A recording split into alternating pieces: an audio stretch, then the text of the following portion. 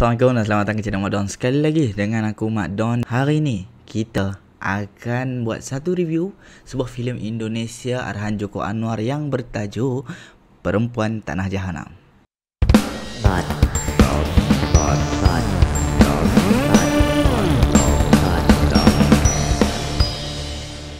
Terima kasih kepada subscriber lama dan selamat datang kepada subscriber baru.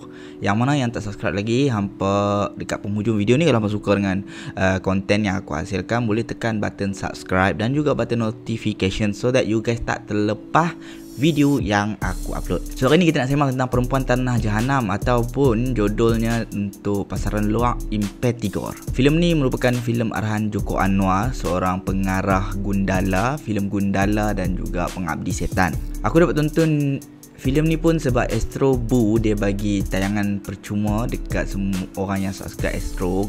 Yang mana ada Astro Go tu, hampa boleh search je Perempuan Tanah Jahanam di bawah Astro Bu, hampa boleh tekan play. Aku tak sure sampai bila, tapi katanya sepanjang PKP ni dia bagi free. Means aku pun tak tahu sampai bila lah.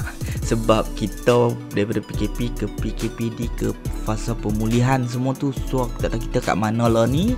Dan juga aku pun tak tahu plan Astro. Cumanya kalau hampa search masih lagi percuma, so boleh tonton buat masalah ni. Filem ni lakonan Tara Basro, Marissa Anita, Asmara Abigail, Aryo Bayu dan lain-lain lagi. Filem ni ditayangkan di Sundance Film Festival, dihantar untuk menjadi wakil Indonesia dalam Oscar tapi tak berjaya mendapat nominasi dan juga shortlist. Tapi dia menang beberapa kategori untuk Indonesian Film Festival, iaitu Citra Awards. Antaranya Best Picture, Best Director, Best Supporting Actress dan lain-lain lagi. Ada 17 nominasi dan Perempuan Tanah Jahanam menang 6. Aku bagi sedikit sinopsis.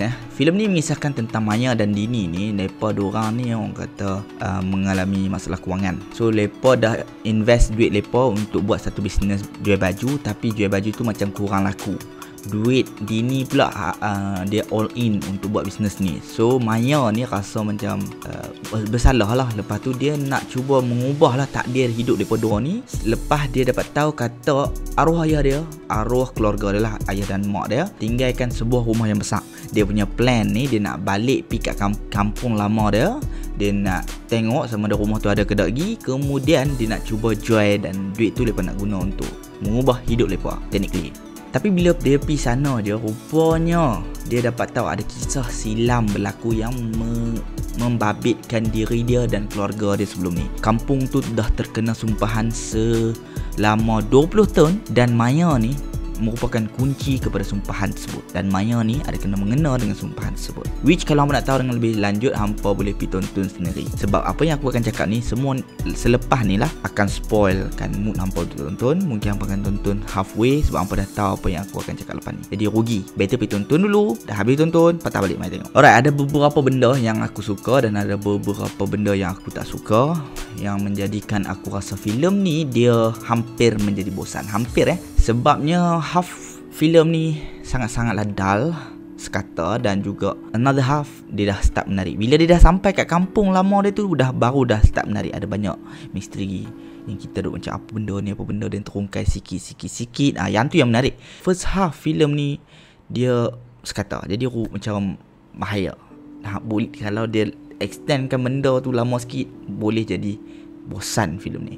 Apa yang best? Apa yang aku suka lah Apa yang aku suka adalah tentang location filem ni. Okay, macam mana Joko Anwar mencari tempat yang punya vibe yang seram, terpencil, spooky, dan juga orang kata memang kenalah dengan genre filem ni, iaitu seram. Yang kedua, apa yang aku suka adalah dia punya sinematografi. Sinematografi dalam filem ni sedap, enak. Kita tak nampak kalut sangat. Kita tak nampak macam shot apa dia ambil ni, kita tak nampak macam mata kita ni tak sedap untuk tonton. Tak ada. Sinematografi dia memang indah. Okay, Joko Anwar ni ada dua benda yang aku nak bagi kredit dia, iaitu dia pandai mencari location yang seram dan juga dia pandai mencari lagu yang seram. Untuk filem sebelum ni, Pengabdi Setan, lepas aku tonton Pengabdi Setan, lagu Kelam Malam, nyanyian The Spouse terngiang-ngiang dalam seminggu lebih aku duk dengar lagu tu tiap-tiap malam. Sama juga dengan Perempuan Tanah Jahanam ni, lepas aku dah habis tonton, aku boleh kata tiap-tiap malam aku play lagu The Spouse, Pujaan Hatiku. Even though lagu dia tu spooky, kinda seram, lepas kita tengok lepas daripada salut dengan filem seram, tapi aku still nak dengar sebab sedap. Dan dia punya sound background music pula memang really help the scene. really help the scene bagi nampak thrilling. Faham tak? Ambience nampak spooky, sentral lah. So soundtrack dan juga background music dia really helpful dan bagus. Untuk skrip dia sebenarnya menarik, cuma dia not fully bagus. Itu je aku boleh cakap. Alright, sebab apa? Sebab dia punya build up lemah tau. Build up dia lemah. Jadi dekat penghujung filem tu, impak dia tak berapa nak kuat. Persahabatan antara Maya dan Dini ni dia tak tunjuk dengan lebih kuat dan dengan lebih banyak. Yang mana sebenarnya kalau dia awal tu dia tunjuk dengan lebih banyak, dekat hujung-hujung scene tu kehilangan Dini akan lebih terasa. Sebab awal-awal tu dia dah tunjuk banyak benda. Malahnya dia tak berapa nak tunjuk character development dan relationship between Maya dan Dini ni. Jadinya dekat hujung-hujung second half tu dia punya impact tak berapa nak kuat. Kemudian susunan cerita untuk filem ni tak berapa nak best sangat lah bagi aku. Aku rasa macam bila aku tonton ni, aku rasa macam tak berapa nak shock. Awal-awal tu dia startkan dengan kehidupan Maya dan Dini. Kemudian Maya dan Dini diserang Maya diserang dekat tempat kerja lama dia yang dia jaga tool booth tu. Lepas tu dia dah start dia jaga, lepas dah start bisnes apa semua tu. Kemudiannya dia flashback dekat kampung tu. Aku rasa susunan dia mungkin boleh start daripada kampung tu terus kot, kiranya flashback dan bawa ke present, lepas tu flashback, sebab bila dah dekat kampung tu dia macam nak flashback semua tau. Banyak benda nak kena flashback. Jadi kita pun macam mood seram dan mood nak enjoy the thrilling time Maya lari nak selamatkan diri tu terbantut. Dia tengah-tengah sedap nak layan Maya ni, alamak, flashback. Tengah sedap nak tahu apa jadi dekat kawan ni, flashback. Jadi rugi. Susunan dia jadi macam tak best bagi aku. Kemudian terlalu banyak sangat elemen yang macam nak seram tapi tak seram. Contoh dia, time Maya diganggu dekat tempat lepas jual baju tu. Lepas dia keluar dari toilet tu, dia keluar nak cari Dini. Lepas tu dia lalu dia celah nak patung mannequin. Lepas tu dia nampak ada orang pakai telekong hitam. Lepas tu orang telekong hitam tu teguk dia. Lepas tu anak patung jatuh apa semua. Scene tu macam hanya dibuat-buat tau, macam nak bagi penonton rasa. Padahal apa yang Maya tu bawa sepatutnya terjadi adalah dekat kampung tu. So bila dekat kampung tu start semua benda spooky. Jadi kita faham lah yang kampung tu sumpahan. Bila dia buat awal-awal tu Maya diganggu, dia macam nak cakap Maya tu sebenarnya sumpahan. Kalau Maya tu sumpahan, mestilah sebelum tu pun dia kena ganggu. Pasal apa bila dia discover benda tu baru dia kena ganggu? Aku tahu dia buang dia punya sumpahan dekat kaki tu. Start daripada dia buang benda tu terus jatuh dalam toilet, flush, terus dia dah tak ada pelindung. Aku faham. Cumanya pasal apa nak kena buat dia macam ada benda nak teguk Maya, tapi tiba-tiba tu Dini. Lepas tu dekat atas bah tu pula pun sama, macam nak spooky tapi tak spooky. Yang spookynya adalah bila dia nampak 3 budak kat luar bah tu bila dia dah nak sampai kampung. Lepas tu ada scene dekat rumah lama dia tu, rumah besar dia tu, yang mana Dini berselibung macam konon-kononnya hantu tengah jalan nak main kat Maya. Sekali rupanya tu Dini. Jadi banyak kali scene yang macam nak seram tak seram dan terkejut. Awal-awal tu tak apa-apa nak. Bila banyak-banyak sangat kita jadi macam muak. Lebih kurang macam tu lah. Kita jadi macam muak. Aku jadi macam muak. Jadi aku macam macam letakkan harapan aku untuk rasa seram tu tinggi, lepas tu tiba-tiba spoilkan macam tu. So dia down balik. Jadi expectation aku pun down. Starting dia sangat-sangat weird lah. Sebabnya macam mana orang yang 20 tahun dah lari daripada kampung hang, tapi hang boleh tahu tu siapa.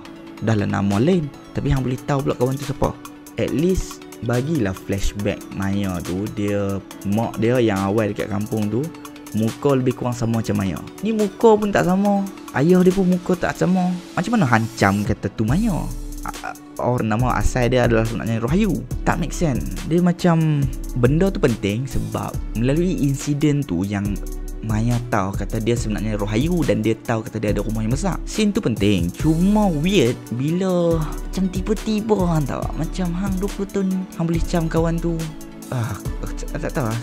Mungkin ada cara yang lain kot yang boleh implikasikan benda tu. Mungkin macam aku cakap dia, mungkin muka Maya sama dengan mak dia. So time flashback tu Tara Basro juga berlakon jadi mak dia. Things like that lah, yang mana boleh bagi detail tu nampak sama sikit. Ni tak ada langsung, jadi aku rasa macam weird. Oh, mungkin aku terlepas pandang. Kalau hampa dah tonton, mungkin hampa boleh cakap tentang hampa punya pandangan. So tu antara benda-benda yang mana bagi aku spoilkan cerita ni, yang mana membuatkan cerita ni hampir menjadi bosan. Nasib baik dia punya whole konsep menarik. Otherwise aku mungkin akan rate filem ni bawah daripada 5. Rating aku dah post kat Instagram aku. Cuma aku rasa tak payah tengok rating lah. Hampa tonton sendiri cerita ni. Jangan ikut pandangan orang sangat. Jangan ikut rating sangat. Sebab rating tu adalah basically individual. Mungkin taste hampa berlainan. Biar tonton sendiri. Mungkin maksud hampa seram adalah kod ni, bukan kod tu. So hampa pergi tonton sendiri dan hampa nilai sendiri. Conclusion ya, bagi aku overall cerita ni menarik. Alright, cerita ni menarik. Cuma ada banyak benda yang perlu diperkemaskan oleh Pak Joko Anwar kalau dia nak filem ni orang kata rating 8. Cause kalau hampa tengok dekat IMDb pun aku rasa rating dia rendah. Aku tak sure, aku tak check lagi. Hampa boleh check bawah The Impeticor. But aku tahu lah ada ramai ke orang putih yang suka dengan konsep filem ni. Macam aku cakap, dia kisah ni dia menarik. Cuma susunan dia, skrip dia, ada banyak benda yang perlu diperkemaskan supaya dia menjadi memorable or something yang lagi menarik. Macam tu. So macam mana hampa dah tengok? Kalau hampa yang siapa yang dah tengok Perempuan Tanah Jahanam, drop down hampa punya komen apa pandangan hampa tentang filem ni. Dan kalau hampa tak tonton lagi, hampa boleh pergi check dekat Astrogo sama ada ke tak lagi tayangan percuma tu, dan boleh tonton kalau ada. Kalau tak ada then tunggulah nanti dia buat, ataupun mungkin langgan sendirilah Astrobo, sebab Astrobo ni ada filem-filem seram yang banyak. So sekian saja daripada aku, Mak Don. Terima kasih sebab menonton. Kita jumpa lagi untuk next review. Jaga diri, jangan lupa daftar vaksinasi supaya kita mencapai herd immunity 80% sebelum September, tak salah aku. Alright, thank you for watching. Jangan lupa tekan button subscribe kalau suka dengan konten yang aku hasilkan. Bye bye. Kamu kesalahan yang harus aku hapus.